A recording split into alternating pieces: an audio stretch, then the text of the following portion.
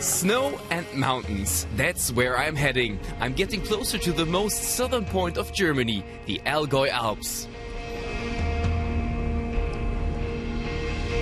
The Allgäu is a popular holiday region even in winter, especially in winter in fact. Oberstdorf is located over there. It's the winter sports center of the Allgäu region in southern Germany. A perfect starting point for discovering the area. I want to go up the mountains and, of course, come down in one piece. I'll be on skis and on a snow bike. I look forward to lots of nature and adventures galore.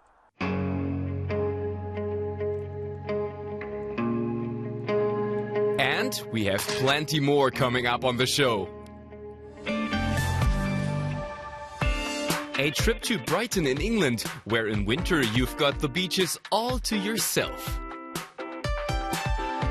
Hot and sunny Florida. Two of our viewers show us the warm winter in their hometown Miami.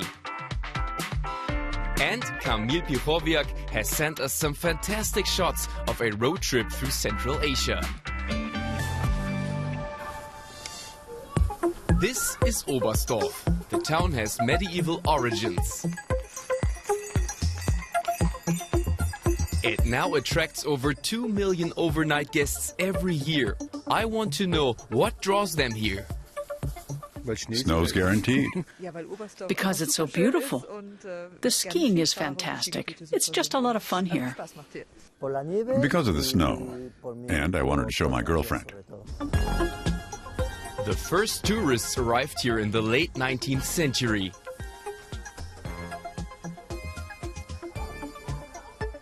Oberstdorf officially has a therapeutic climate. It's a quality seal in Germany given to places with, among other things, a certain air quality and a spa.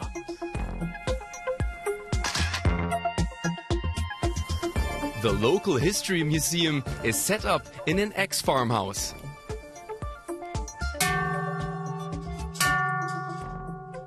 Here visitors can marvel at the biggest leather ski boot in the world. And find out about the area's history and how skiing first came to Oberstdorf. And that takes me to my first tip.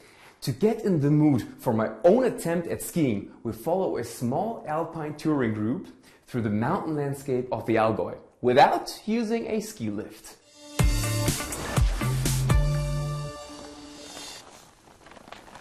This is ski touring, hiking up the mountain on skis. It can be a great way to unwind and be at one with nature. Hardy, Eugen and Uli are touring the Allgäu Alps. Ski tourers have to earn their downhill runs with hours of uphill climbing. I like to take my time, enjoy the climb, and maybe stop and look at things along the way. It's not so much the athletic aspect that I like, but more taking in nature and stopping to take some great pictures.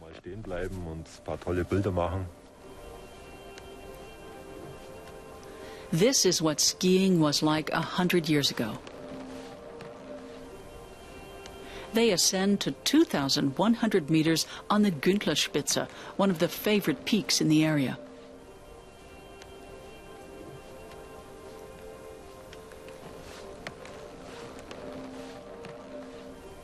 Going off the beaten track has been gaining popularity in recent years.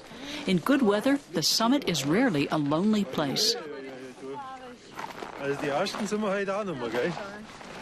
Oh, I'm sure we'll find some untouched slopes. We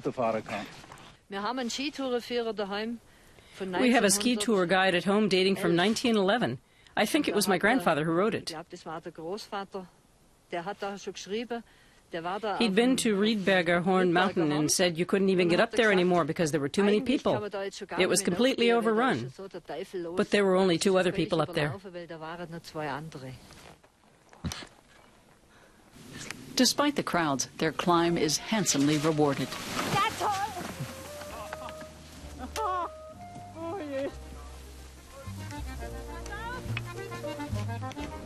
Ski tourers are still a relatively small minority. Germany has upward of 7 million winter sports fans. Ski tours make up a good 400,000 of them.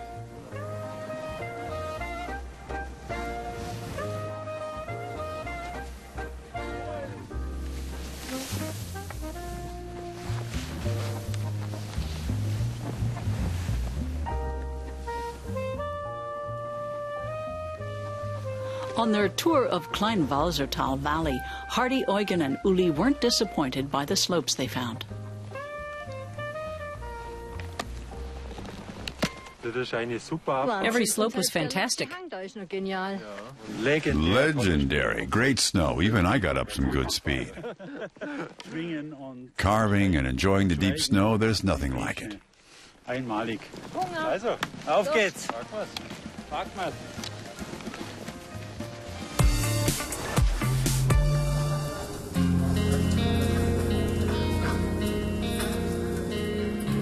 Cold feet.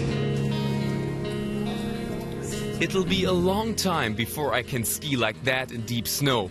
I'll need some lessons first. It's been over 10 years since I last put on skis, so I booked a few hours with a real instructor.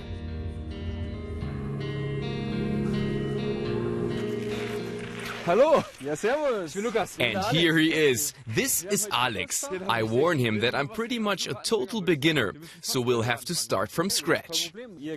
I'll explain the basics and then we're off. The conditions are perfect.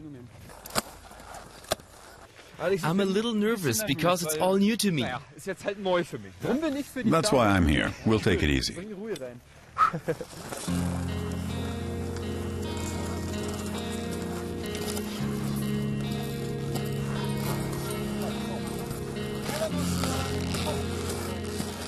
What does this have to do with skiing? A lot. We have to push down and tilt the ski with every step. And we're putting our weight on it.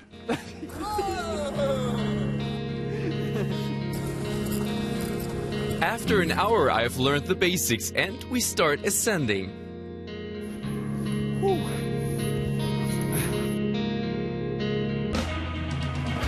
And then downhill.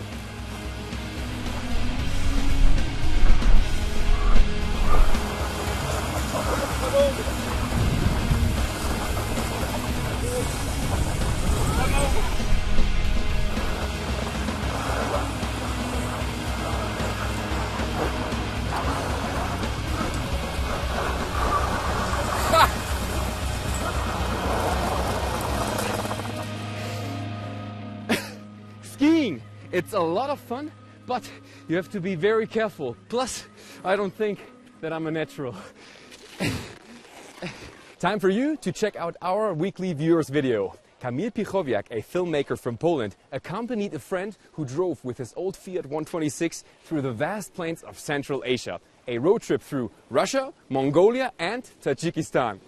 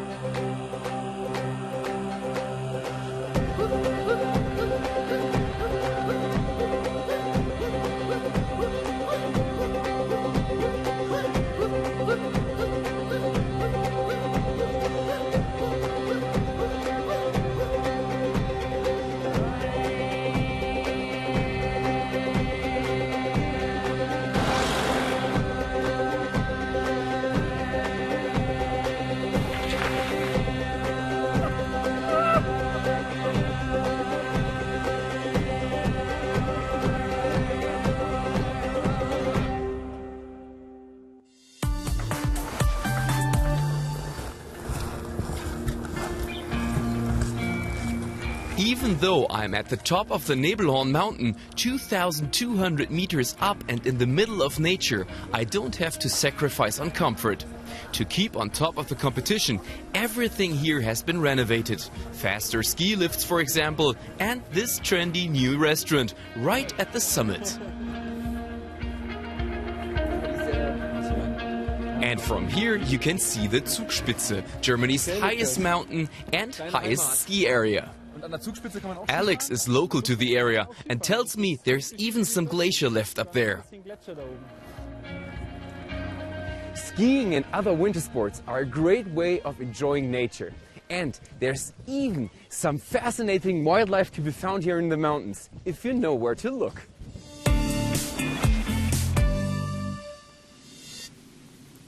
Far away from the crowded slopes, it can get a bit lonely. As a winter day breaks at 2,000 meters in the hidden reaches of the Alps, only a few creatures are stirring.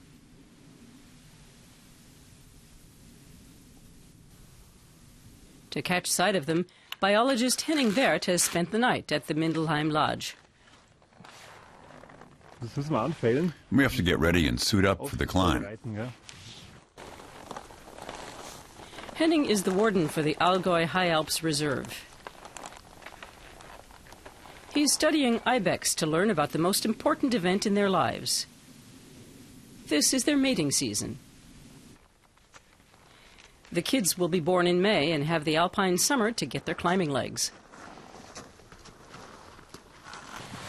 After 4 hours, his efforts are rewarded.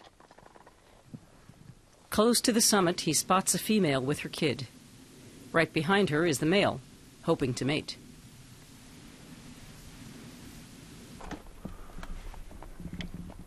Watch closely. Now he's moving again. I think it's incredible that these animals live at such high altitudes. They have so little to eat, just the dried up grasses. That's enough to get them through the winter. A second male has picked up the female's scent.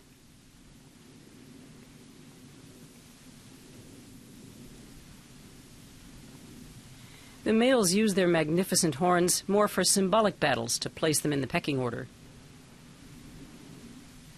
This interaction amounts to nothing more than a threatening gesture or two. But for the victor, it was all for nothing. Mating season or not, she's just not interested. It's such a fantastic experience to be a guest here in this realm and to see what a fragile system it is, where the animals can run into trouble so easily. A rare snow grouse called a ptarmigan shows up, another expert at surviving the harsh winter conditions. There are only a few hundred ptarmigans in the Bavarian Alps. Far away from humans, they stay here high in the mountains, where in winter they almost have the place all to themselves.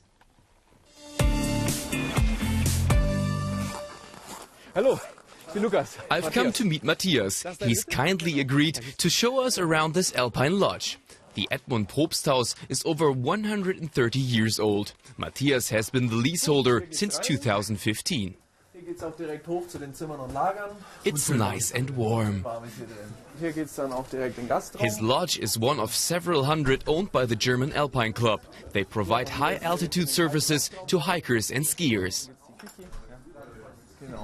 Is it always this busy? Or at this time, yes.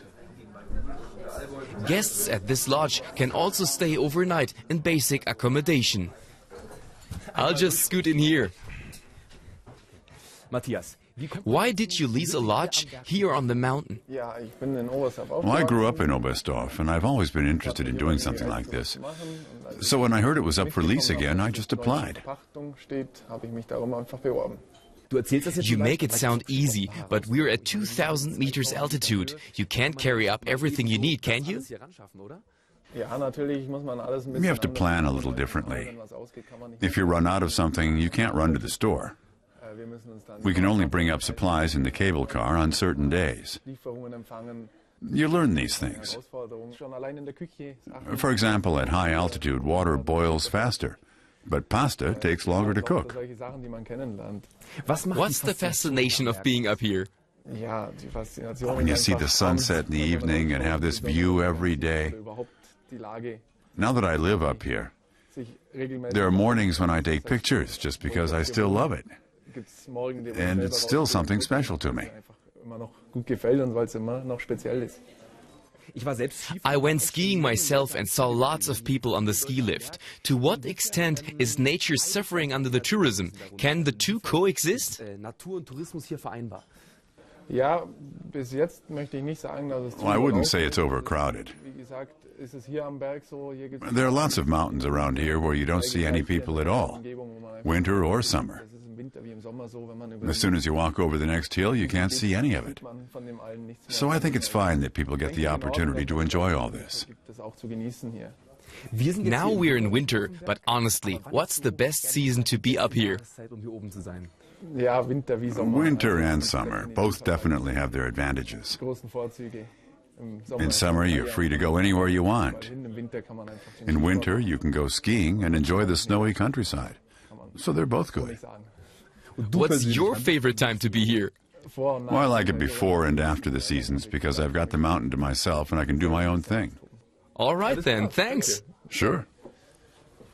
Most people like holiday destinations best when there are few other tourists around apart from themselves. If that's the case, then it's best to travel out of season. And that's exactly what we're about to do now.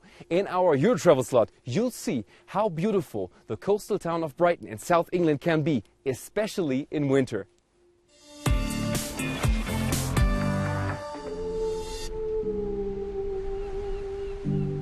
Early morning in Brighton. It's quiet in wintertime, even around the famous Brighton Pier. Locals like Jeremy Sanders enjoy the off-season. Most of the resort's 8 million annual visitors show up in summer. I would recommend winter. You can get around a lot quicker, less queuing, and again, it can be quite warm down here some days. If you get a sheltered spot on the beach, it can be glorious. Brighton is known to Britons as London by the Sea. The seaside resort of 250,000 people is known for its many little boutique shops, like the chocolate maker Chocky Wocky Doodah with its handmade chocolate sculptures.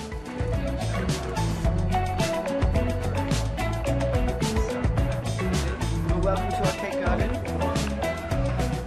Brighton's really special because there's so many independent stores in Brighton, and because all the premises are quite small, and it's really good for individuality to come out and really sort of shine. One of Brighton's landmarks is the grand and eccentric Royal Pavilion with its Indian-style architecture. King George IV had the residence converted into an oriental palace in the early 19th century.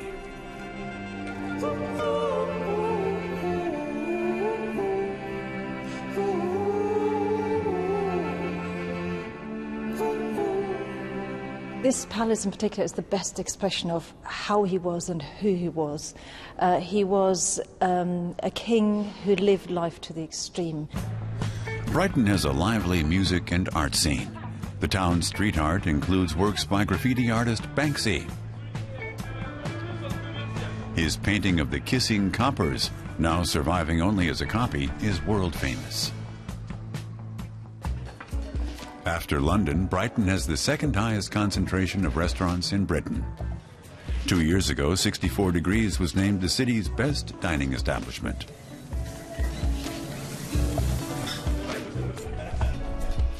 And of course, there's always the beach and the sea. A beautiful place to spend an evening.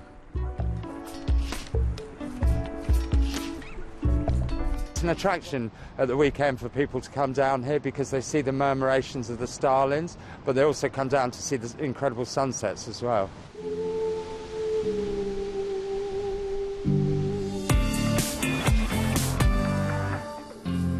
Of course, there are other winter sports on offer in the Allgäu Alps besides skiing and snowboarding, and Alex is going to show me one.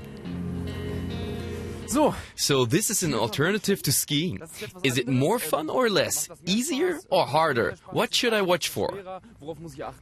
Basically, it's like riding a bike, but with one main difference. We have no brakes.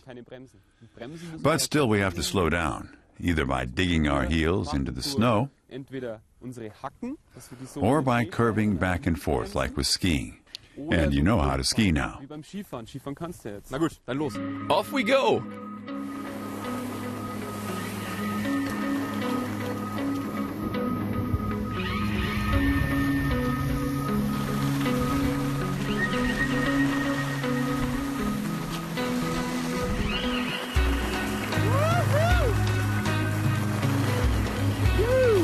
It's working!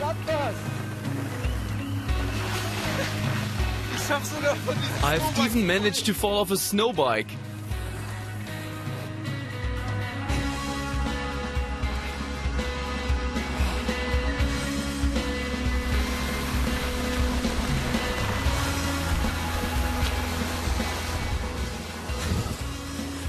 And now for something quite different. As you know, we regularly visit viewers who show us around the sights of their hometowns. This time, we're crossing the Atlantic to the US state of Florida. Melissa Medeiros and Manny Prades show us Miami in our Meet a Local slot.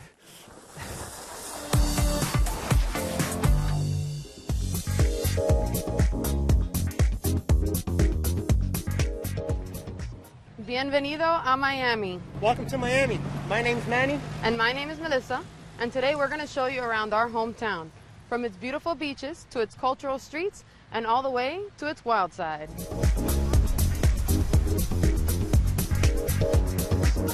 Miami Beach is a top destination in Miami to go see.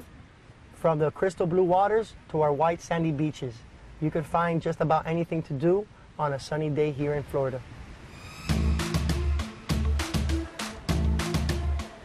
Whenever we have a weekend off, we take a quick trip to the beach just to see the sunrise or sometimes the sunset.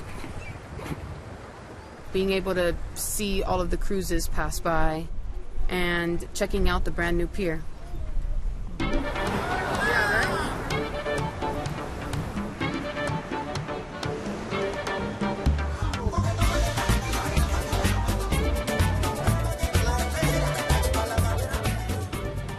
Welcome to Little Havana. Calle Ocho, also known as 8th Street. Little Havana is very vibrant. There's all kinds of people. It's always really loud because there's a lot of Cuban population, so there's always something going on.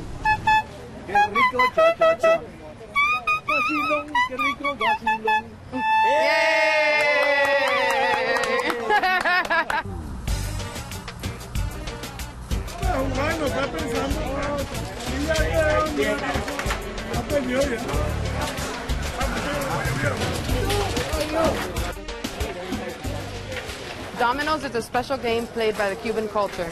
Everybody gathers at this park every Sunday for about 7 to 8 hours, and there's always a line. So if you're going to play, you better expect to get here early or you're going to lose your spot. Miami is known for its cultural diversity, but there's a wilder side to Miami, and it's called the Florida Everglades. So these motors get very loud when turned on, so we're going to need these to protect our ears.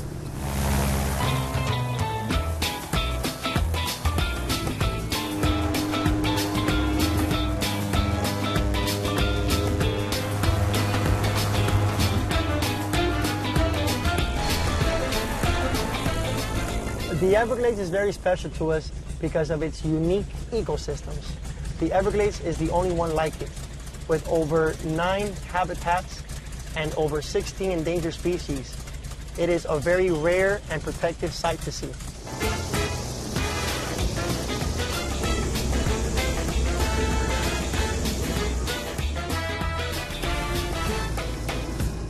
So we leave you here at the Florida Everglades. We hope that you enjoyed the tour around Miami, Florida, and that one day you can come visit it for yourself. Hasta luego. Bye.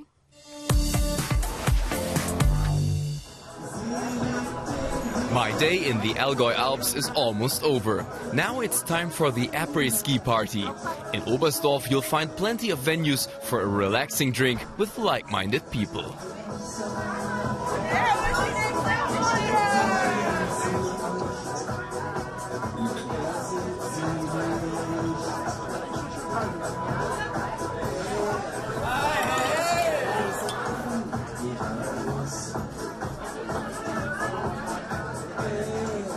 I like the snow, the Alps, and of course that special feeling at the end of the day when you know you've really accomplished something. I'm tired, but happy. And now I know why the Allgäu is one of Germany's favorite holiday regions, especially in winter.